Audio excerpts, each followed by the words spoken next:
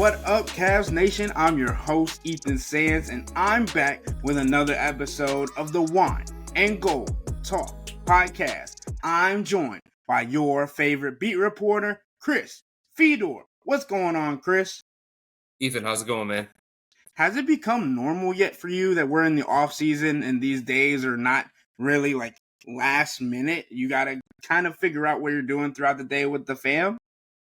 Yes, it finally has. I've now gotten into my new off-season routine. It is wonderful. It's a breath of fresh air. It's a lot of time with the family. It's a lot of time spent outside, a little bit of golf. So yes, I've now gotten into my new routine until, the draft gets closer and until free agency gets closer and until the Cavs close in on a new coach. Yep, time to enjoy that for the time being. But we do have some events coming up in the NBA world, albeit they do not involve the Cleveland Cavaliers. The NBA Finals are coming up. Boston Celtics and the Dallas Mavericks. There are some storylines that do tie in the Cavs that I wanted to get into. And to start with, I want to go kind of away from the Cavs first, and we'll reel them back in when we get over there. So, first and foremost, the Boston Celtics out of the East, the team that took out the Cavs to get to the NBA Finals. It feels like they have kind of had a not easy way through it, but they had a pretty generous streak to get to the NBA Finals. And it also seems like it's been a tug and play situation with all of the guys that they have on that team. Jaylen Brown has been the number one option in the Eastern Conference semifinals and the finals, and you also got to see Jason Tatum do his thing. But I wanted to get into who you think needs to step up the most for them on that squad outside of Kristaps Porzingis, because we know he could be making a return in the NBA Finals. But Jaylen Brown and Jason Tatum, do you think it matters who's the number one option going into this final series? Because for me, I think for the Celtics to need to win this series, Jaylen Brown's got to continue to be the number one option, because we continue to see Jason Tatum take these skeptical shots during early in the shot clock. We see him not be able to, well, he still creates for his teammates and creates for others, but he does do these questionable things that makes it seem that Jaylen Brown has been more efficient in the playoffs, and he has been someone that they've been able to lean on and rely on more heavily throughout the playoffs. What is your take on this situation, Chris? I think it depends on matchups. I think, Ethan, if Jaylen Brown's going to find himself in a favorable matchup, similar to the one that he had in the series against the Indiana Pacers, then he's going to have to be aggressive. He's going to have to be assertive. He's going to have to take the big shots in late game situations. If Jason Tatum's going to find himself in a favorable matchup, then it's going to be him. I'm curious to see what Dallas is going to do on the defensive end of the floor, because Dallas defensively has been one of the best teams in the NBA over the last month and a half or so. It's been one of the things that has keyed their turnaround late in the season, and obviously this push to the NBA Finals. So it doesn't appear that they have like a specific guy that would make sense. Derrick Jones Jr. is obviously going to get one of those guys. Is it going to be Jaylen Brown? Is it going to be Jason Tatum? And then is Luka going to have to work that hard defensively because he's got enough size to deal with the other one?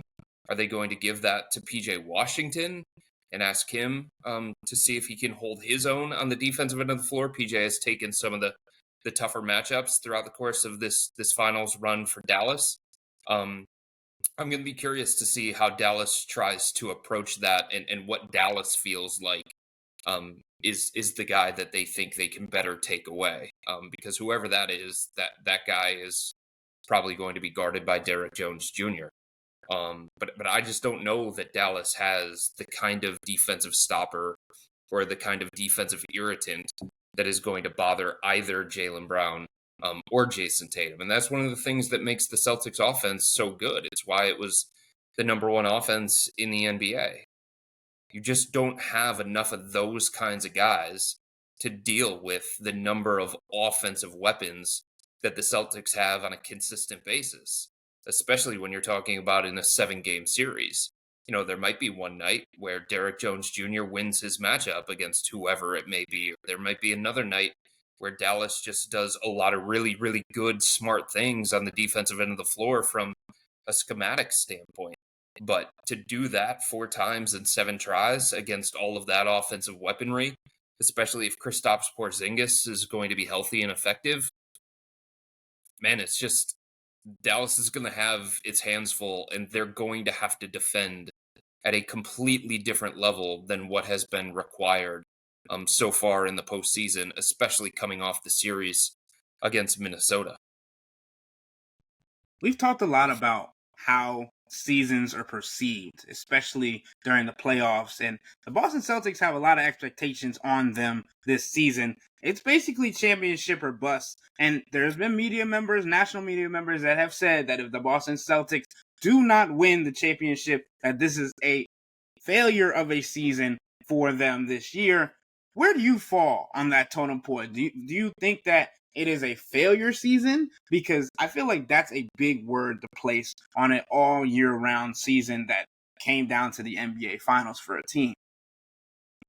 I think it depends on the team. And for a team like Boston that was constructed to win a championship, that they've had success in the regular season, right? They've had success in the playoffs. They got to win a championship. That's the thing that's missing from the combination of Jason Tatum and Jaylen Brown. That's the thing. That's the thing that Drew Holiday was brought to Boston to bring to them. That's the thing that Kristaps Porzingis was brought to Boston to bring to them, to help them get over that hump. I do think it's a championship or bust type setup. And I do think it's a championship or bust type season for the Celtics. If they do not win the NBA championship this year, I do think it's going to be a failure, because I think it's all based on the kind of team that you have and the expectations that you have. You're not going to say that, Ethan, about every single team in the NBA, right? Some of these teams can define success a different kind of way.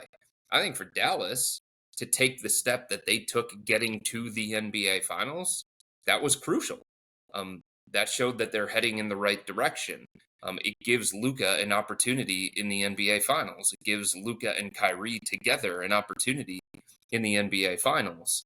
But like Boston's different. Boston's probably, I'd say Boston and Denver.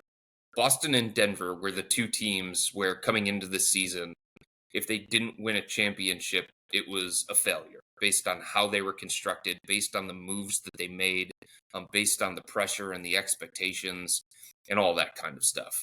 So I do think that if they don't capitalize on this, if this isn't the championship that they win, then I think the pressure is only going to ramp up.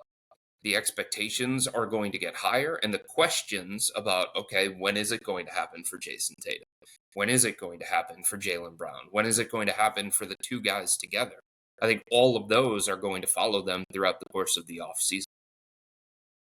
Yeah, Chris, and I think you hit on it. When the Drew Holiday trade and then them signing into an extension, it's basically we want the Boston Celtics saying that they want the teams to run through the East to go through them. And that that's how they want it to be for a majority of the seasons going forward. But like you said, Dallas, there's not as many guys on that team that have been to the NBA Finals. Obviously, you do have Kyrie Irving on that squad. Cavs fans know him very well in that situation. He did it 3 times with the Cavs. And I have an article coming out tomorrow, or on Tuesday actually, that will talk about why I think Cavs fans should be able to, or should want to, root for Kyrie Irving, even though he's not in the same organization. Because you look at the guy and his track record and what he's had to go through to get where he is. It's more of a human aspect than it is a basketball aspect, because you get to see one of the best players on the planet be able to play at his highest level because he's enjoying the game again. He doesn't have the distractions and dealing with the outside pressures that he did when he was in Brooklyn, when he was in Boston, and those type of things. And now, aside Luka Doncic, he's being able to get back to the level that the Cavs know him at and be able to lead this team, but also mentor a new up-and-coming star into the ranks of potentially NBA Finals MVP. But that's for a later discussion when we see how this series begins to pan out. But I wanted to get your thoughts on Kyrie and his new probably attitude, because it's not that new. You're just seeing it return to him and see how much he's been able to impact the game for the Dallas Mavericks, especially in the fourth quarter. Well, look, I mean, I think Kyrie has matured a lot. I think Kyrie has talked about some of the missteps throughout the course of his career. He expressed regret over leaving the Cavs. That's something that he talked about a few years ago. I think he understands the way that he handled himself upon his departure from Cleveland wasn't the most mature way to do it. I think he handled himself poorly when it came to how he dealt with Boston fans when he was a member of the Brooklyn Nets. Um, but it feels like those things are past him. So I think it's going to be fascinating to see just how comfortable Kyrie is going to be, not on the NBA Finals stage, because we've seen him on the NBA Finals stage, and not in a hostile environment, because we've seen him go into Oracle Arena and just put on a show. But in an emotionally charged atmosphere like the one that he's going to face in Boston, because of everything that happened while he was with the Celtics and everything that happened after he left the Celtics. It's going to be a lot. And he's going to have to channel something mentally that he's never had to channel before.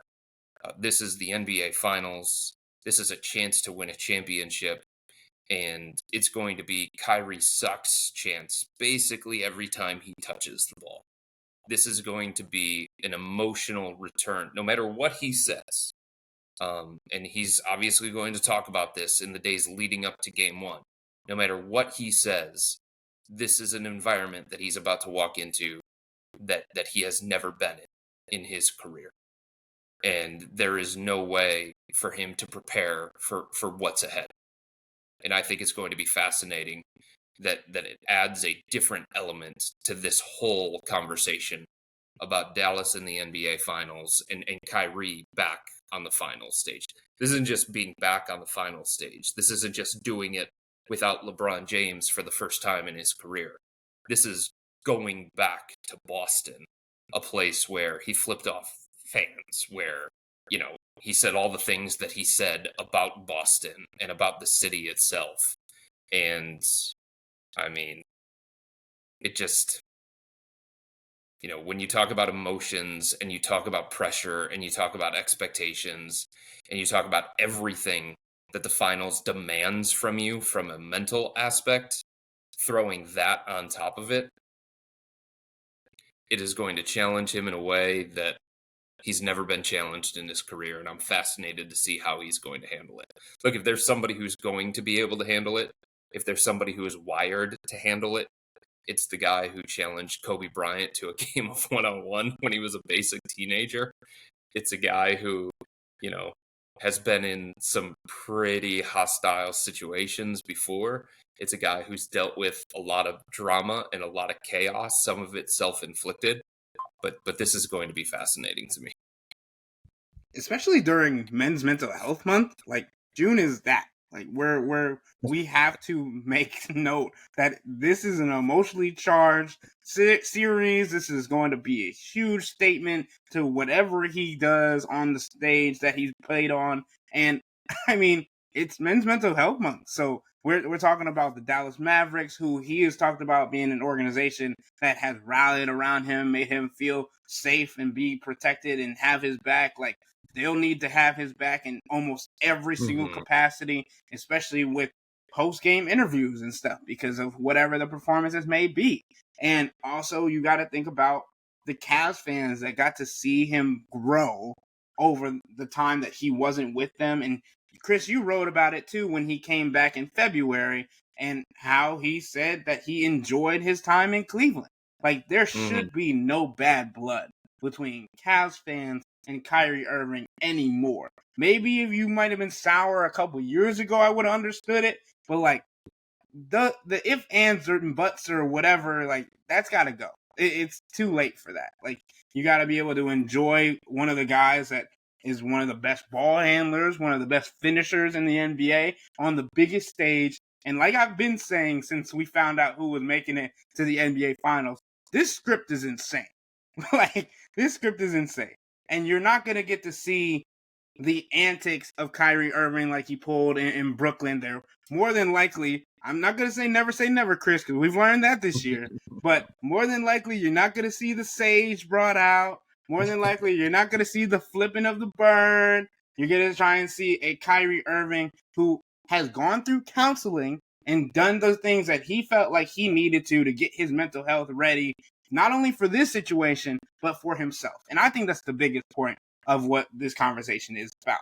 But that's just me saying that, and you'll get to read more about that on Tuesday when that comes out. But Chris, I want to get into another guard that is actually really efficient and has been one of the better players for the Cavs this past season, more impactful, and that's Max Strus.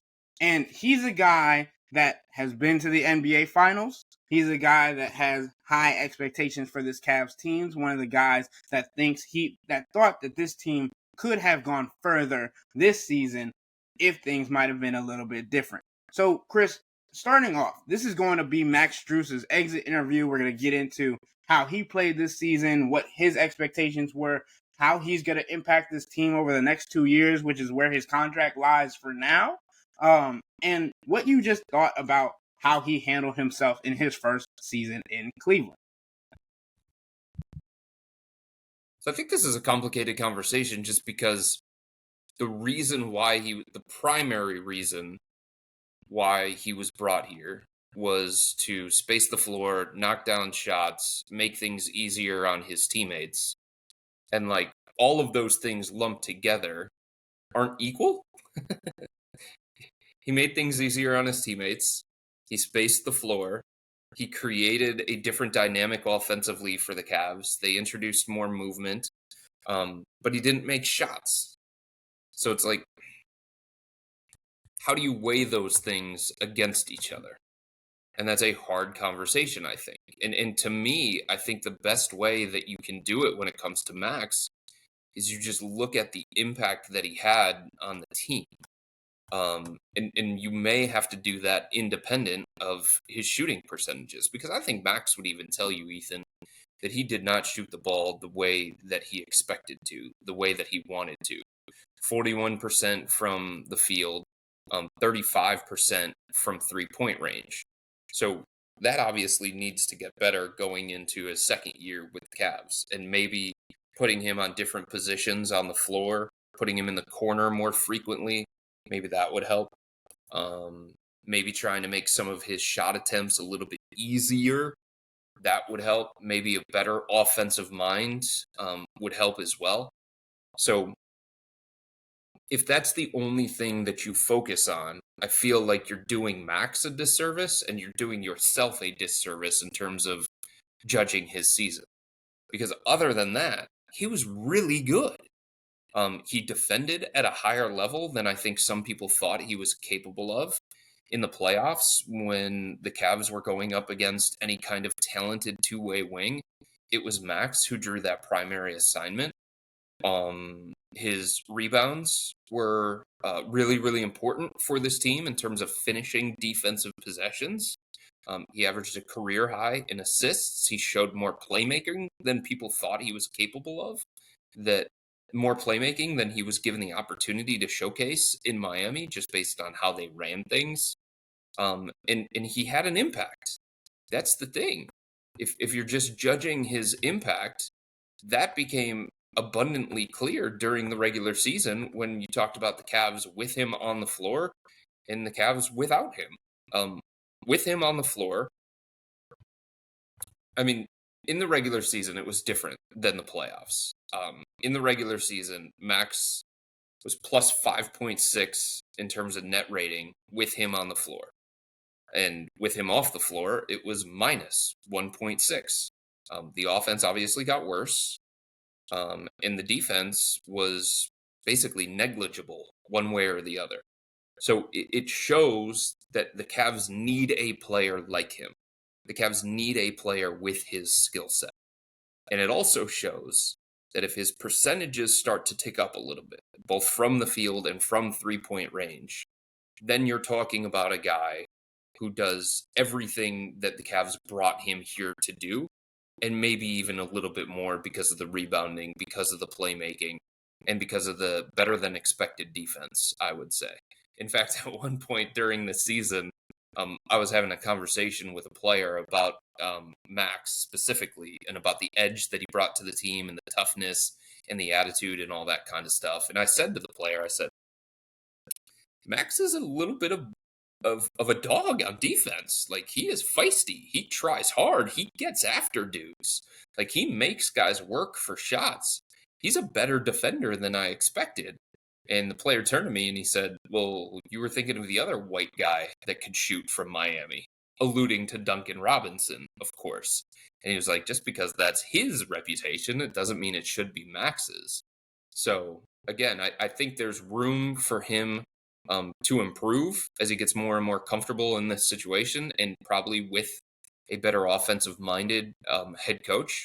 But I thought Max brought the Cavs almost everything that they expected to get when they made that signing this past offseason.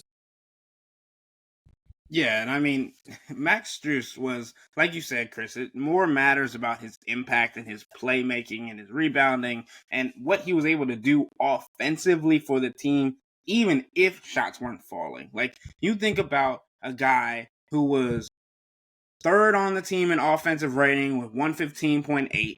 He was then also impacting the team on defense as well, like you mentioned. He had a net rating of 5.6. And then you talk about his defense, and Max Strus was guarding Jason Tatum in that series. Jason Tatum got to see Max Strus a whole lot. And Max Strus held him under 50% from shooting, made him force multiple turnovers, and he got a couple of steals. He also made him take just some bad shots. But you also have to realize, like, we talk about Jason Tatum, and he is one of the pure scorers of the league, being able to make tough shots and things of that nature. There were times in the series where you would see Jason Tatum make a shot, and Max Strus just running back on offense, shaking his head because the level of difficulty of a shot was magnified because of what Max Strus was able to do on that side of the floor. And I think it's different for this Cavs team if Max gets to play in his regular position, which we know to be shooting guard coming up in this next season, based on what might happen in the offseason and things of that nature. Because one, it's a comfortability thing. And two, I think it's just him being able to guard people that are his size and not have to exert himself that much on the defensive end maybe would help him on the offensive end. But for this Cavs team going forward, we've talked about there are different players on this team that had different mindsets when it came to the success rate of this season. Was it a success because they got to the second round? There were some people that said yes. Max Strus, Donovan Mitchell, those guys said no. They were not pleased. They said that this team is not made to just get this far and not continue to get further. And that's the kind of mindset that I think this Cavs team needs. I think building around that, the mindset, the mentality, rather than thinking that they only can make it so far and that that's success, I think that is something that the Cavs need to continue to build on and build around, and maybe even get more players that do that and that have that mindset. That could mean keeping Tristan Thompson or getting him another 1-year veteran minimum deal. Keeping Marcus Morris Sr. on, maybe. Well, you don't want to do that. Why you say that? Because of the things that he said about Jared Allen. Okay. You can't bring that back. You cannot bring that back. And, like, the other thing is, like, a big reason why Marcus was here was the relationship that he had with JB Bickerstaff. But if the last thing that you said was questioning one of the core four members and alluding to his toughness, and discussing essentially what he should have been able to do, like airing the team's internal stuff that should have been kept internal, like if that's one of the last things that you did, I think the Cavs can find somebody else that can do some of the same things that Marcus can do and not have to deal with that.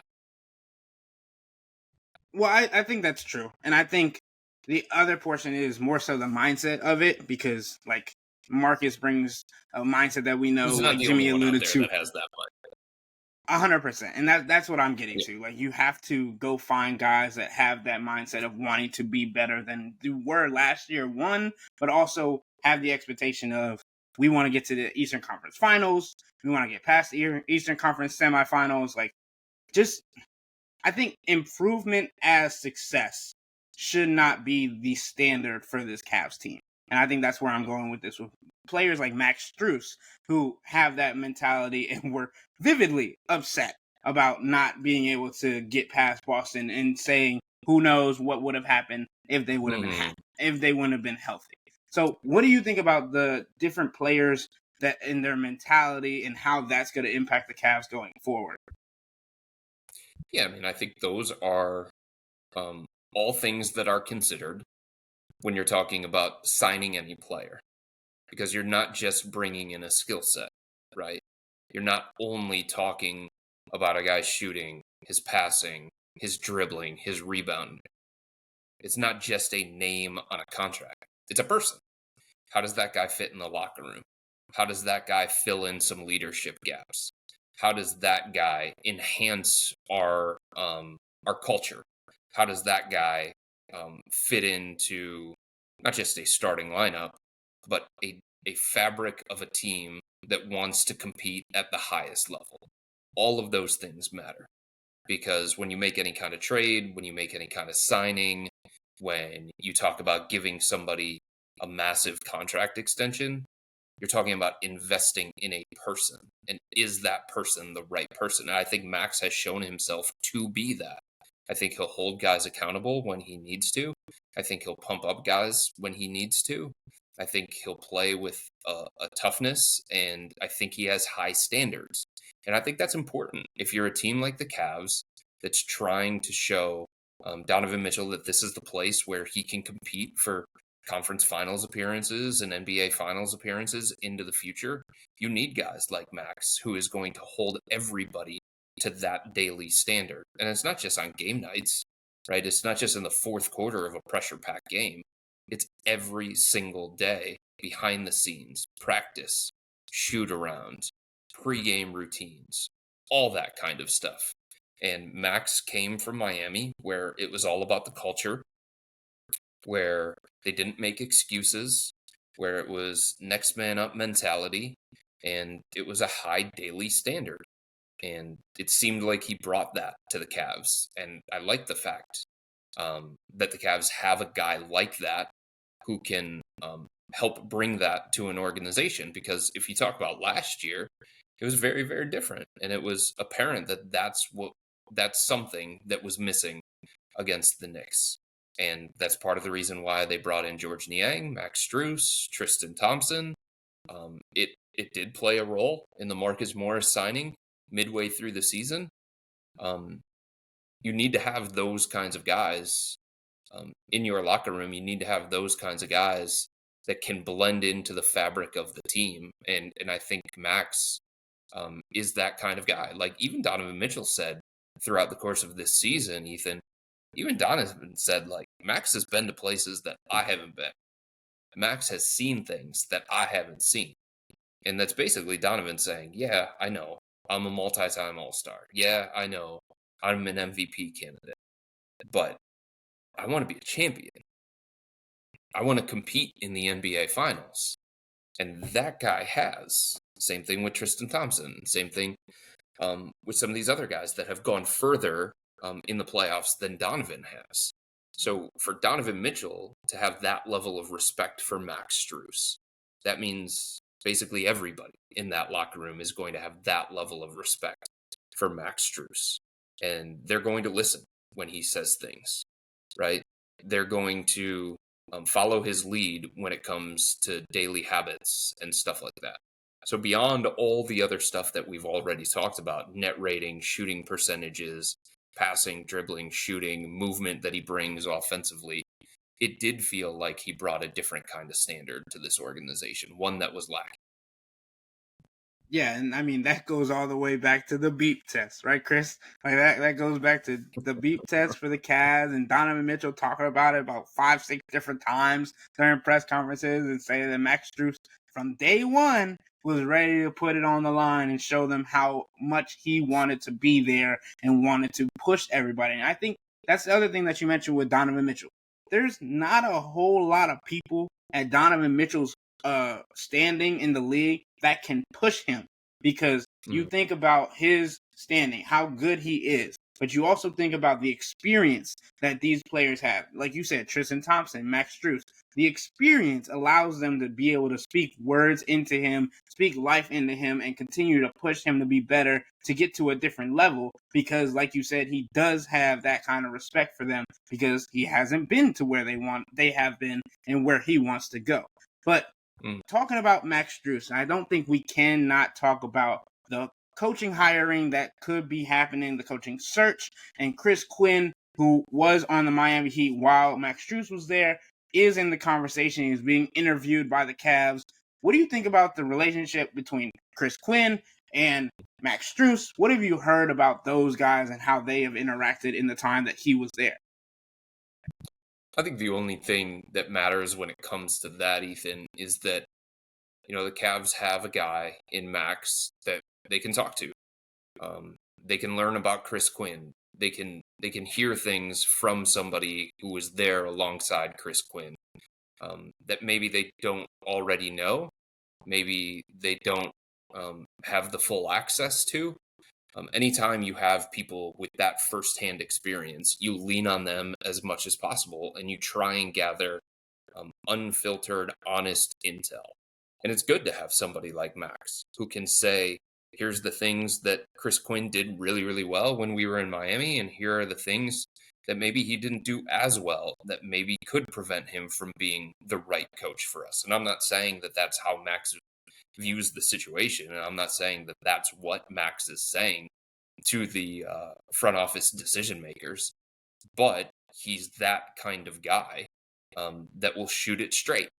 He'll be a no-nonsense, I don't want to say informant, but for a lack of a better term, informant. And it's the same thing when it comes to Kenny Atkinson, right? The Cavs have two guys that they can reach out to after their interview with Kenny Atkinson, after their sit down with like other people that they trust around the NBA to get their information on Kenny and these other coaching candidates. They can talk to guys with firsthand experience. When you're talking about Johnny Bryant, nobody has more firsthand experience when it comes to being alongside Johnny, and nobody knows Johnny, the person and the coach, better than Donovan Mitchell. So it makes sense that, logic would point you to Kenny Atkinson based on a lot of factors, right? Just like logic would point you to Chris Quinn and Johnny Bryant as candidates for this coaching job. And when you have the opportunity to pick the brain of somebody inside your current organization that was there in Miami alongside Chris Quinn, that is obviously going to be a benefit. That is going to be an asset. And I think everything that I've been told about Chris Quinn, he's a no-nonsense guy. He's very detail-oriented. He's very organized. He knows how to connect with players.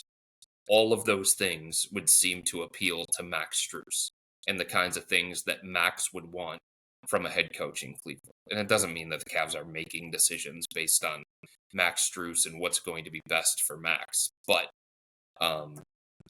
he has seen Chris Quinn be at the right hand of Eric Spoelstra for years.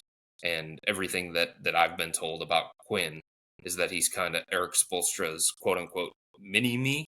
And I would think that Max would have positive things to say about a guy like that.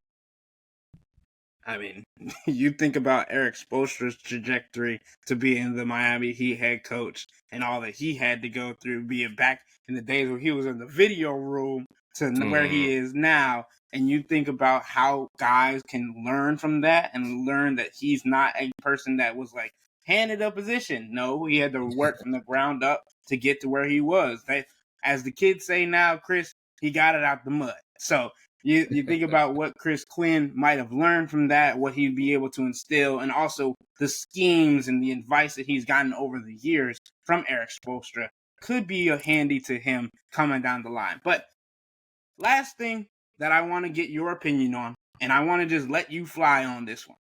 Do you think Max Strus, what do you think is the most key thing coming into next season, and even maybe the next season, about Max Strus and whether or not he'll be able to, one, help lead this Cavs team, and two, potentially get another contract, because we know there was a 3-year deal. He's going into his second year on that contract. But what do you think about his time with the Cavs and what he might need to do, and what he might need from the Cavs to want to stay a part of this organization for long term, as well as Donovan Mitchell? I think for Max, it's just about making shots. That's it. That's what it comes down to. Shoot from three at a higher percentage. Shoot from the field at a higher percentage. And here's the hard thing, too, because I don't think he was great in the playoffs. I don't think he was great against Orlando. I don't think he was great against Boston. I think a lot of people were waiting for Max to like go on a consistent heater, and he had moments of that, right? But it just, I don't know. It felt like at various times that the Cavs weren't getting enough from him in terms of production, especially when there were more opportunities there. But even with that, Ethan, he was still impactful. There was not a single Cavs player that was a net positive in the playoffs. Not one. Not even Donovan Mitchell. Because there were so many blowouts that they were a part of. And that's obviously going to skew and tank the rating. Right? But in saying that, with Max on the floor, the Cavs were a -4 in terms of net rating. But with him off, they were basically a -12. So you're talking about 8 points per 100 possessions difference in terms of Max on versus off. And you can sit there and you can say, well, he wasn't a positive. No, he wasn't. But they were incredibly worse when he was off the floor, just like in the regular season. So the same kind of impact that he showed during the regular season, in many ways, carried over to the postseason, even though he wasn't as productive as I think the Cavs would have liked him to be and other people would have liked him to be. So I think for him, it's just the next step is consistently making those shots that he gets an opportunity to take. And I think the way that he can benefit himself is by not, or the way that the team can benefit him is by not making some of those, not all of those, some of those as difficult as they were throughout the course of this season. It felt like he had to work so hard, and this team in general had to work so hard for consistent quality offensive looks. At times in the regular season, but definitely in the postseason against Orlando and against Boston. So when you're playing against the better, higher quality defensive teams that you're going to see in the postseason, just like the Cavs did with Orlando and Boston, then Max has to perform better, and he has to be more productive, and he has to be more reliable as a shooter against those caliber defenses. Because that's, to me, where he needs to separate himself.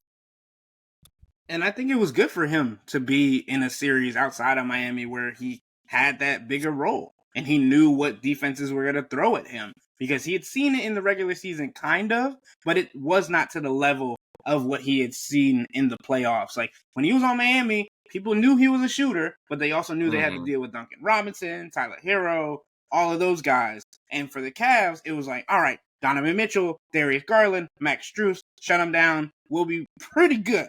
So, I mean, but it also, for me, I started giving him a nickname in my head for this playoffs, and it was First Half Max, because he was so good in those first halves. He would come out sniping, he would come out hitting threes, and every single time it was like, all right, is this the one? Is this the one where he goes on a heater? Is this where he starts hitting a couple more? And then it was like, all right, where is he in the second half? Where is he when they really, really need him? Because Donovan Mitchell's seeing double, triple teams. He's getting switched onto by guys who can actually guard him, not only in the paint, but also on the perimeter. Darius Garland is nowhere to be found. He's getting swarmed and doubled. Where's Max Strus when they need him? And he just wasn't hitting those shots. And I think being in that environment, being in those situations, and also playing against Orlando and the Boston Celtics, two of the better defensive teams in the playoffs, is definitely going to help him going forward, especially knowing what they want to get to next year, and how much he's going to mean to them with whatever playoff series they get to next year if they make it that far. But Chris, Yeah. this is go ahead. No, I mean, I agree with you. I think he's one of the most important players on this roster because there just isn't somebody else that can consistently do the things that he does on a nightly basis. And that's the thing about Max. Every time he steps on the floor, Ethan, he can make a positive impact because just occupying a defender and taking attention away from Darius Garland and Donovan Mitchell the way that he does, the way that he can, and creating movement chaos the way that he does and can. That just makes the Cavs a more complete and a more dynamic offensive team.